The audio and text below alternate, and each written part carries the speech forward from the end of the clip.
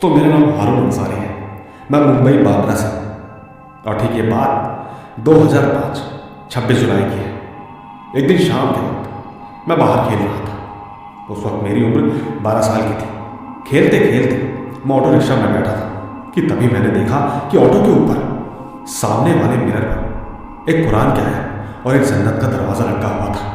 मैं उसे निकालकर उसके साथ खेल रहा था कि तभी मैंने सोचा कि लोग इन सब चीज़ों को अपनी पैंट में चाबी की तरह लटकाते हैं, अक्सर बाइक या फिर कार की चाबी।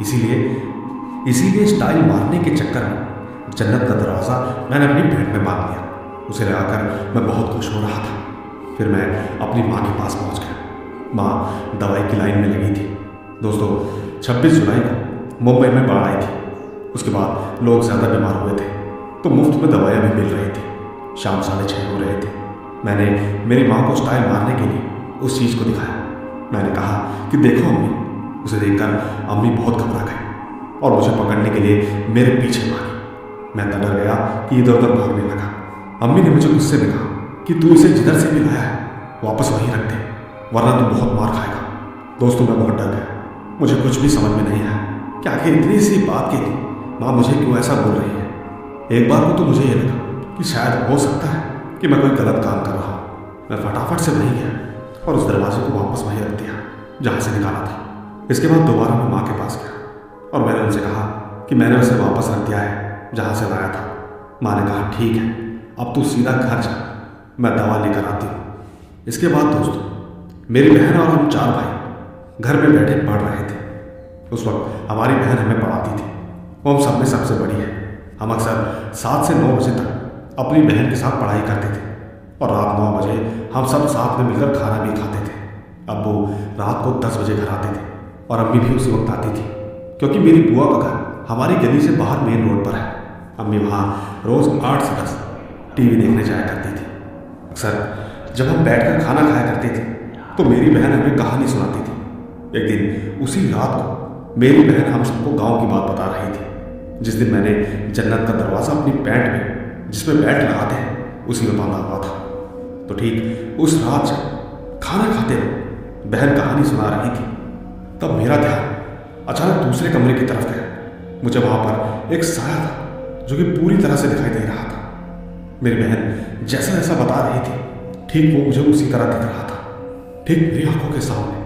पर मुझे कुछ समझ नहीं आ रहा था। दोस्तों, तुम लोग यकीन नहीं करोगे, मेरी प्लेट में खाने का एक निवाला बचा था, लेकिन जब मैंने उसे अपने मुंह में डालने के लिए उठाया तो मैं अपना हाथ ऊपर तक नहीं ले जा पाया। इसके थोड़ी देर बाद हुआ ये कि मेरे कानों में एक अजीब सी आवाज़ आई, जैसे कोई बोल रहा हो। मैंने इधर उधर देखा और फिर मन में ही बोलने लगा कि शायद मेरा बहन है। उधर से ध्यान हटाकर अपनी बहन की कहानी सुनने लगा। लेकिन थोड़ी ही देर बाद मेरे कान में वही आवाज़ आई, और तो और इस बार वो आवाज़ मेरे मुंह से भी निकली। बहन ने कहा कि क्या है तुझे, सुनना है तो सुन, वरना एक निवाला कब से तेरी प्लेट में है, इसे खाकर जा। दोस्तों, मुझे कुछ समझ नहीं आया मेरी बहन मुझे क्यों डांट रही है, लेकिन इसके 1 मिनट बाद फिर वही आवाज़ मेरे मुंह से निकली। तो बहन ने मेरे बड़े वाले भाई से कहा कि इसको एक थप्पड़ मार। मेरे भाई ने मुझे बहुत ज़ोर से थप्पड़ मारा। मैं एकदम से चिल्लाया और सीधा खड़ा होकर बोलने लगा कि मैं तुम सबको मार दूंगा। दोस्तों, सच बताऊं तो जिस भाई ने मुझे मारा था वो तो दरवाज़ा खोलकर भाग गया। वो पक्का बुआ के घर में गया था माँ को सब कुछ बताने। आप यकीन कीजिए, जब मैं घर में था मुझे सब कुछ दिखाई और सुनाई दे रहा था, लेकिन उस वक्त मुझे मेरे छोटे भाई और मेरी बहन ने घेर लिया।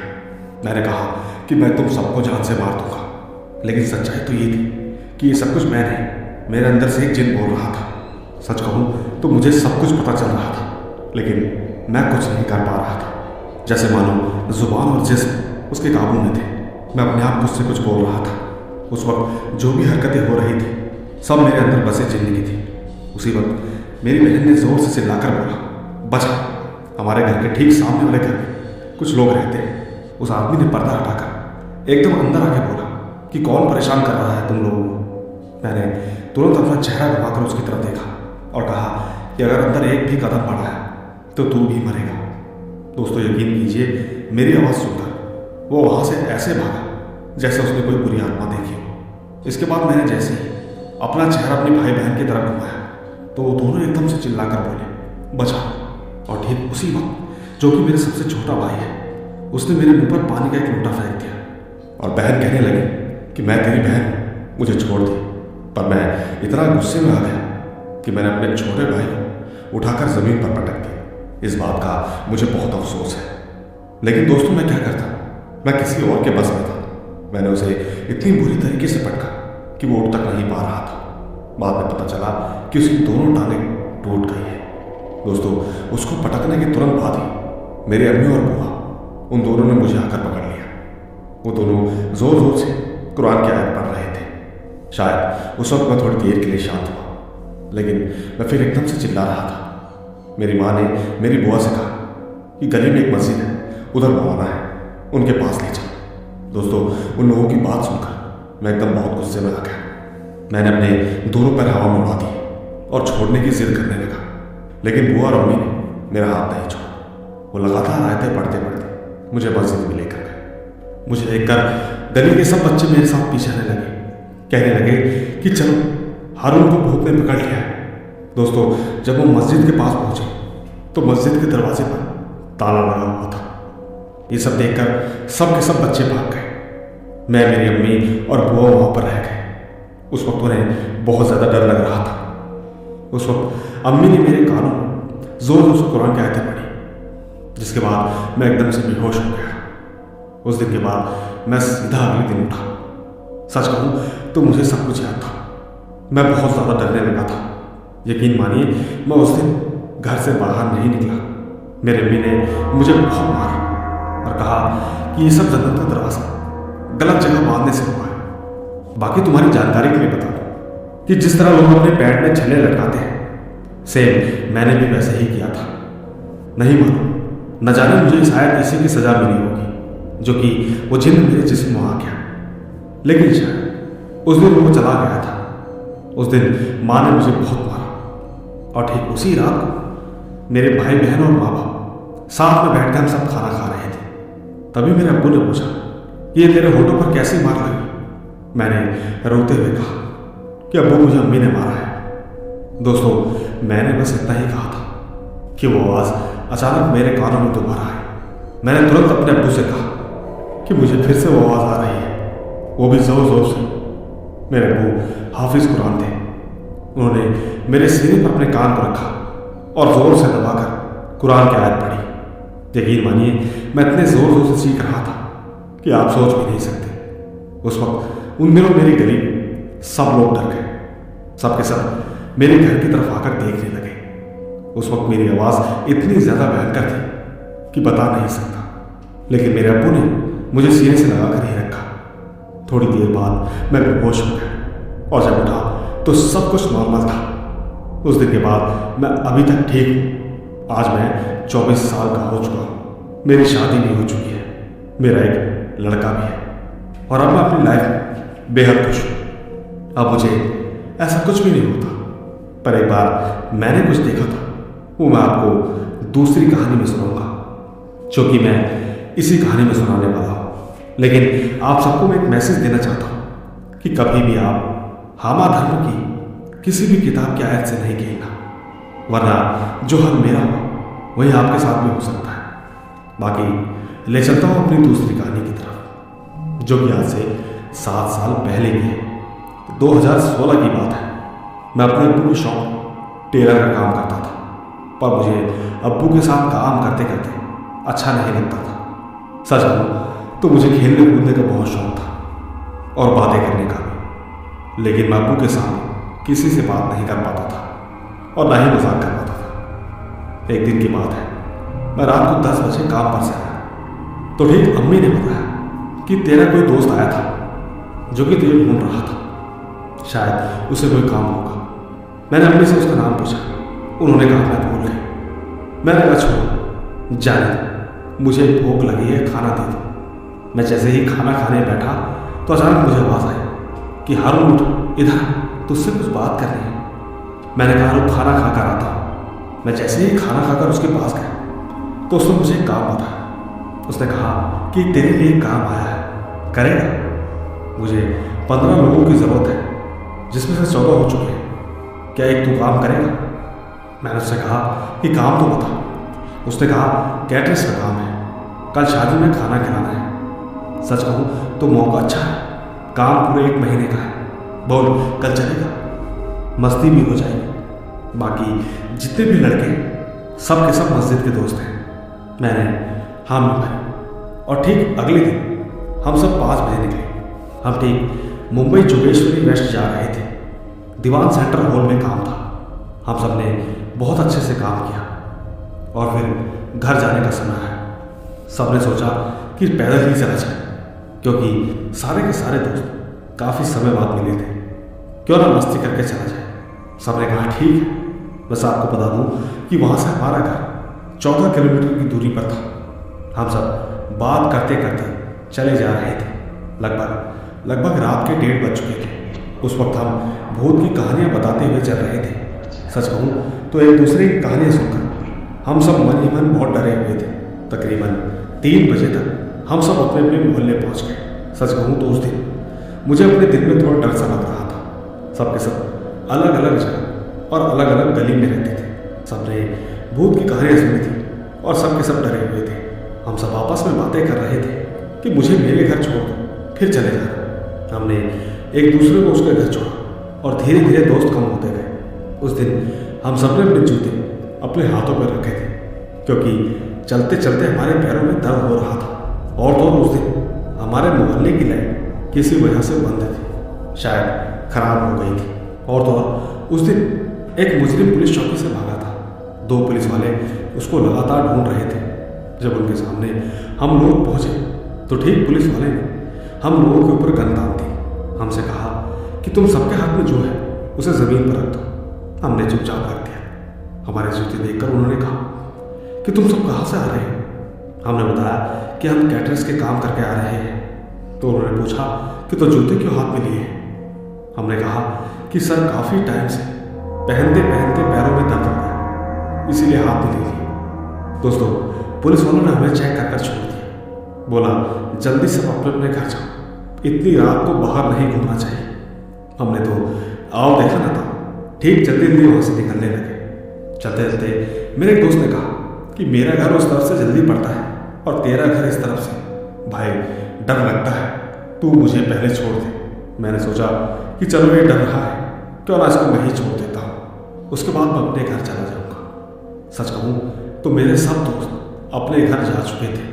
दोस्तों, जब मैं उसे उसके घर छोड़कर जा रहा था तो मुझे मेरे दोस्त के पिताजी ने रोक कर कहा कि बेटा एक काम कर, तू अभी इधर ही सो जा, कल सुबह चले जाना। मैंने अंकल को कहा कि अंकल मेरा घर इसी गली में 40 कदम की दूरी पर है। अंकल ने कहा कि ठीक है, संभल कर जाना। मैंने उसे देखा कि मेरा दोस्त अपने पिताजी के साथ में खड़ा होकर मुंह पर उंगली रख के चुप होने के लिए बोल रहा था।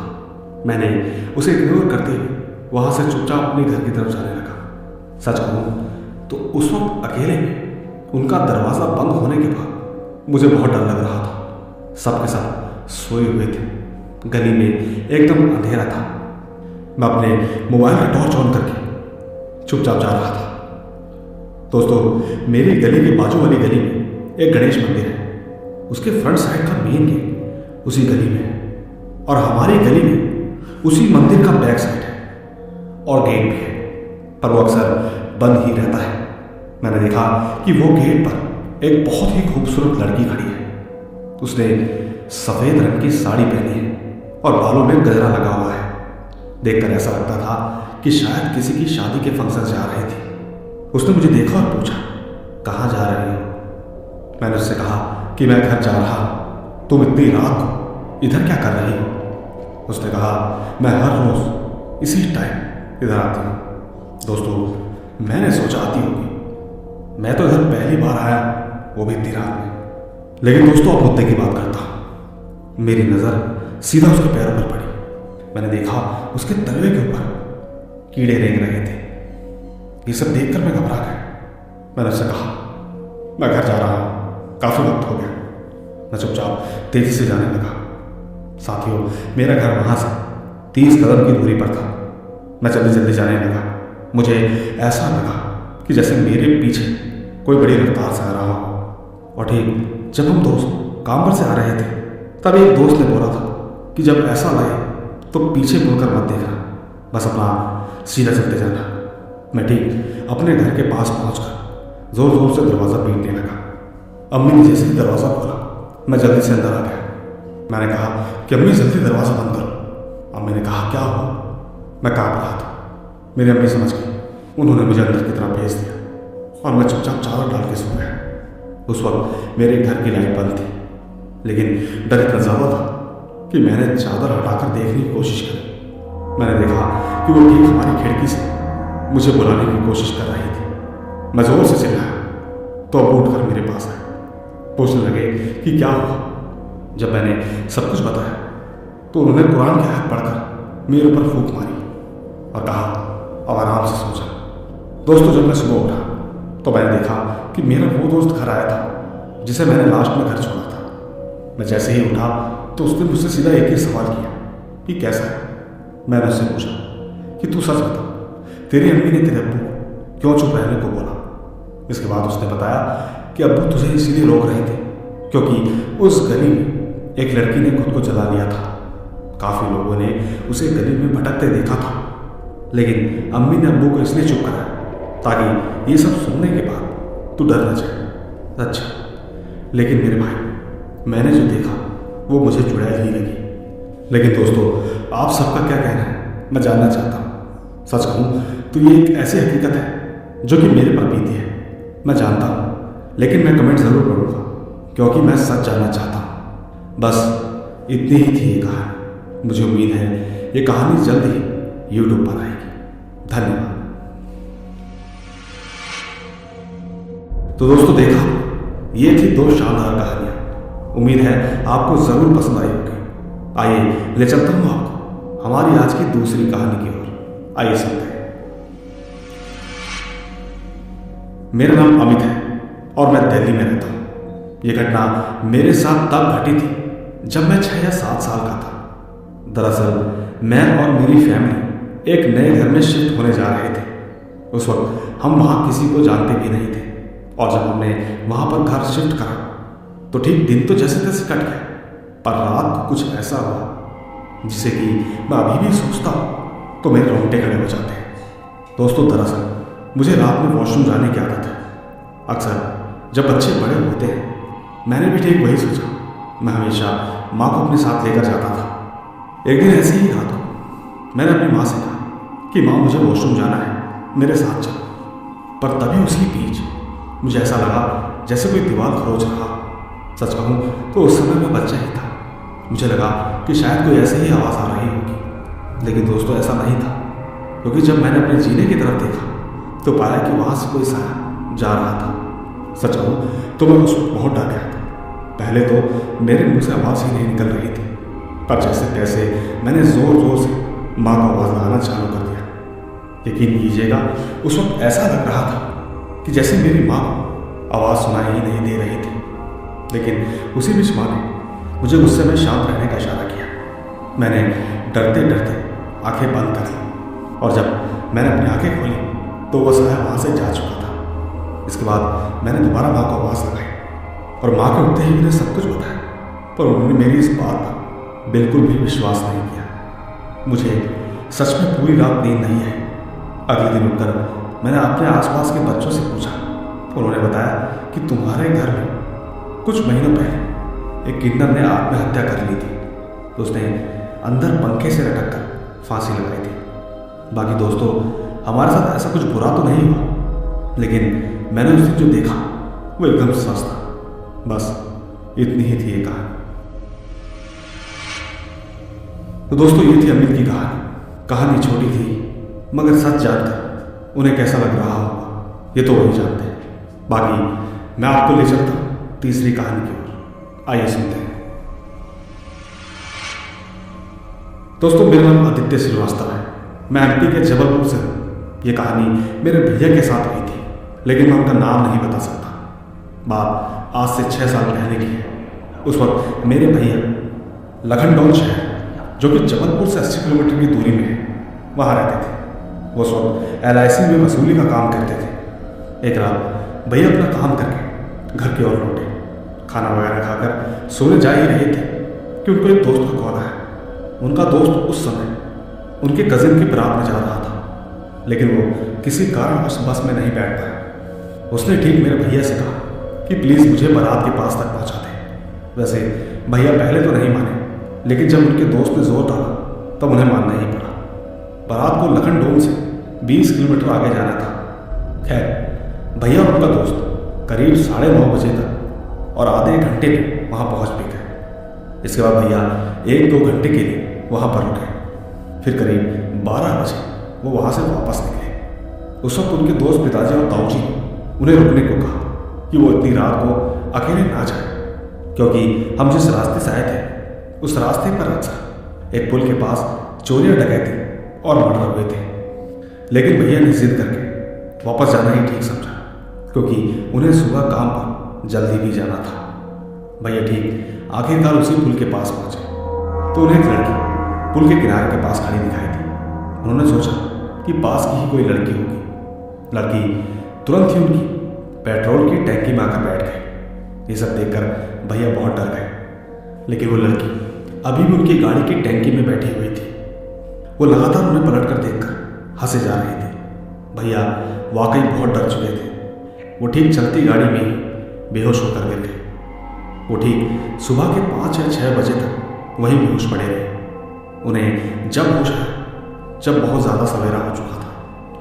उन्हें ठीक पैर और पीठ पर चोट आई थी। वो थोड़ी देर तक वहीं बैठे रहे। उस वक्त आती जाती हुई गाड़ियाँ उन्हें नज़रअंदाज करके निकल जाती। रास्ते में फ़ोन भी न जाने कहाँ गिर गया। वो अपने घर पर कॉल भी नहीं कर सकते थे। लेकिन कुछ ही देर बाद उनके पहचान के दो उन्हें देखकर रुक गए। उन्होंने तुरंत ही उसे हॉस्पिटल ले जाकर उनका इलाज कराया। साथ ही भैया ने उन्हें अपनी आप बीती भी सुनाई। हॉस्पिटल के एक कर्मचारी ने उन्हें बताया कि उस रास्ते में बहुत मर्डर हुए हैं और अक्सर वहाँ ऐसी घटनाएं होती रहती हैं। और रही बात उस लड़की की, तो एक परिवार के साथ वहाँ उनके साथ लूटपाट हुई थी। उनके परिवार के तकरीबन 5 लोगों को मौत के घाट उतार दिया था। शायद अभी भी उस लड़की की आत्मा लोगों को दिखाई देती रहती है। शुक्र है आप सही सलामत बच गए। बाकी दोस्तों, ये थी मेरे भैया की कहानी। आपको कैसी लगी कमेंट्स में ज़रूर बताइएगा। धन्यवाद दोस्तों। ये थी आदित्य की कहानी। बाकी ले चलता हूँ हमारी चौथी कहानी की तरफ। आइए सुनते हैं। हेलो सर, आपका बहुत बहुत धन्यवाद मेरी पिछली कहानियाँ भेजने के लिए। मुझे बहुत ही खुशी हुई कि आपने मेरी सभी कहानियों को अपने चैनल पर सुना है। और मैं माफ़ी चाहती हूँ कि एक बार मैं अपनी कहानी पूरी नहीं भेज पाई, लेकिन आज मैं इस कहानी को पूरा कर रही हूँ, जो कि मेरी सहेली के साथ घटी थी। मेरी सहेली इंस्टाग्राम इस्तेमाल नहीं करती, इसीलिए मैं इस कहानी को भेज रही हूँ। तो चलिए कहानी पर आते हैं। दोस्तों, मेरा नाम सुनीता है। मैं अजमेर शहर की रहने वाली हूँ। मेरे माता पिता भी अजमेर के रहने वाले हैं। ये घटना जब की है जब मैं 1 साल की बच्ची थी।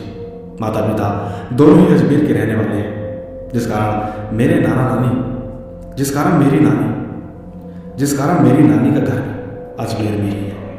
शादी के बाद माता पिता रहने के लिए जोधपुर चले गए, क्योंकि मेरे पिताजी की नौकरी वहीं थी जब मैं 1 साल की थी। उन दिनों माता पिता मुझे लेकर अजमेर नानी से मिलने आए, क्योंकि नानी की तबीयत बहुत ही खराब थी। अजमेर के बारे में एक बात आपको बताना चाहूँगी, वो ये है कि अजमेर की कुछ इलाके डरावनी जगहों के नाम से फेमस हैं। वहाँ रात और दिन दोनों ही समय कभी भी डरावने हादसे घट जाते हैं।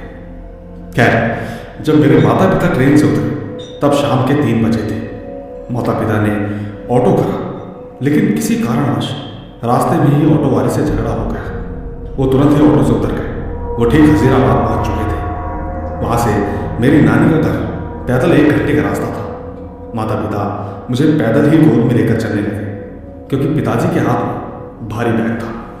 मैं उस वक्त माँ की गोद में थी। लेकिन दोस्तों, अचानक हजारीबाग मार्केट में सब तरफ शोर होने के बावजूद, गाड़ियाँ होने के बावजूद उनके साथ एक ऐसी घटना घटी जिस पर वो आज तक विश्वास नहीं कर पाए। उन्हें उस वक्त एक औरत आदमी और एक बच्ची जाते हुए दिखाई दी। वो ठीक उन तीनों के पीछे पीछे जाने लगे।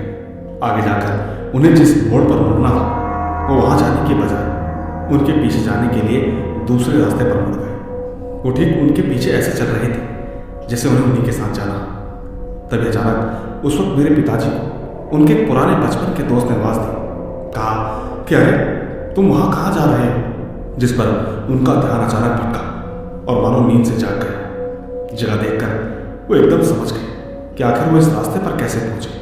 उन्होंने अपने दोस्त को सारी बातें बताई तो उसने कहा कि भाई चल, ये समय ठीक नहीं है, तुम अभी इस वक्त घर जाओ। दोस्तों, इतना कहकर वो वहां से निकल गया। लेकिन कहानी यहाँ खत्म नहीं हुई, क्योंकि हम घर तो पहुंच गए। लेकिन उस रात अचानक छोटी बच्ची, जो कि मैं थी, बहुत जोर जोर से रोने लगी। सबको लगा कि शायद नई जगह है, इस वजह से रो रही होगी। साथ ही अचानक घर की लाइट भी चली गई। मामा ने आसपास जाकर चेक किया, लेकिन बाकी घरों की लाइट आ रही थी।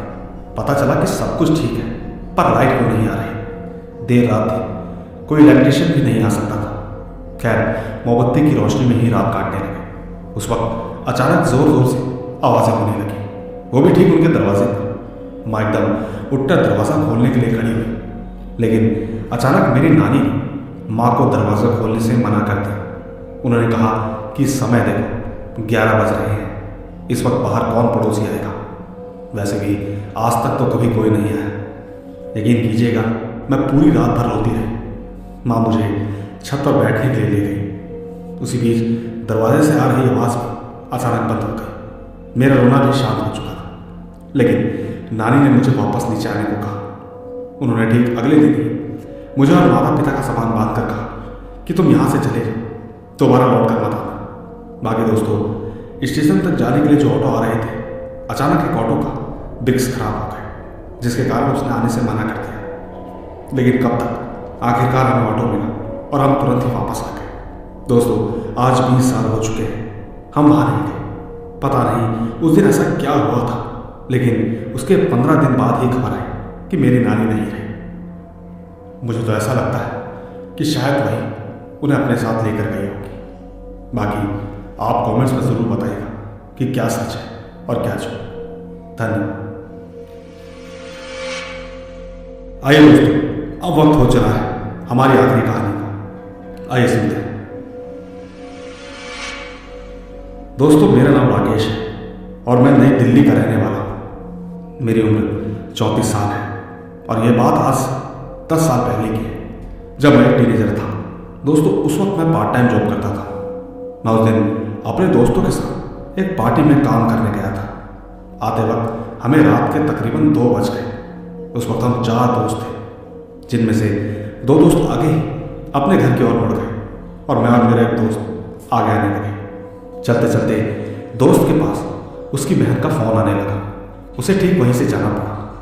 हालांकि वो मेरे साथ मेरे घर तक आने वाला था, लेकिन उस वक्त फ़ोन के चक्कर में वो अपनी साइकिल लेकर घर चला गया। मैं ठीक अपनी साइकिल में अकेला रह गया। मेरे हाथों में गुलाब जामुन थे और जिस रास्ते से मैं आ रहा था, मुझे काफ़ी डर भी लग रहा था, क्योंकि मैं जानता था कि आगे ही शमशान है। लेकिन दोस्तों, जाने का कोई और रास्ता भी तो नहीं था, मुझे वहीं से होकर जाना था। मैं ठीक हनुमान जी का नाम लेते लेते आगे बढ़ता चला। दोस्तों, इसके बाद शमशान है और आप लोग यकीन नहीं करेंगे, वहाँ मैंने एक मुर्दा देखा जो कि जल रहा था। यकीन मानिए, मैं जब वहाँ से निकलने वाला था तो मैंने पाया कि वो मुझे देखकर एकदम से उठ गया। सच कहूँ तो मेरे दिल की धड़कन एक ही पल के लिए रुक गई। मैं सुन खड़ा था। वो मुर्दा ठीक थोड़ा आगे बढ़ा और मुझे देखकर हंसने लगा। सच कहूँ तो एक पल के लिए मैंने अपने होश खो दिए थे, लेकिन जब मैंने उसकी हंसी सुनी तो बहुत तेज़ी से भागा। मैं सीधा अपने घर आकर रुका और सो गया। सच कहूँ तो मैंने ये बात किसी को नहीं बताई, पर मुझे 2-3 दिन तक बहुत तेज़ बुखार रहा। जब मेरी दीदी गांव से आई तो उन्होंने मेरी ये हालत देखी और कहा कि शायद इसका कोई ऊपरी चक्कर लगता है। लेकिन साथ ही मेरी माँ इन बातों पर यकीन नहीं करती थी। लेकिन दोस्तों, दीदी पिछले ज़माने की थी और वो जल्द ही मुझे हमारे पास के एक मंदिर में लेकर गई। वहाँ पहुँचकर मुझे झाड़ा लगाया गया और वापस भेज दिया गया। लेकिन दोस्तों, मुझे आराम नहीं पड़ा। वो इसके बाद मुझे एक मौलवी के पास लेकर गए, जो कि बी ब्लॉक में रहते हैं। वहाँ उन्होंने बताया कि वो हवा मेरे पीछे इसलिए लगी थी क्योंकि मेरे हाथों में गुलाब जामुन थे। और दोस्तों, ये हवा और भूत जो है हमेशा मीठे के पीछे बहुत जल्दी आते हैं। खैर, उस वक्त तो गुलाब जामुन उन्होंने मुझे वहाँ वापस रखने को कहे। मैंने ठीक वैसा ही किया और तब से मैं बिल्कुल ठीक भी हूँ। लेकिन दोस्तों, बड़े बूढ़ों का ये कहना है कि कभी भी रात को आते समय अपने साथ चिकन वगैरह ना रखें। ये तो सच है और हमेशा रहेगा।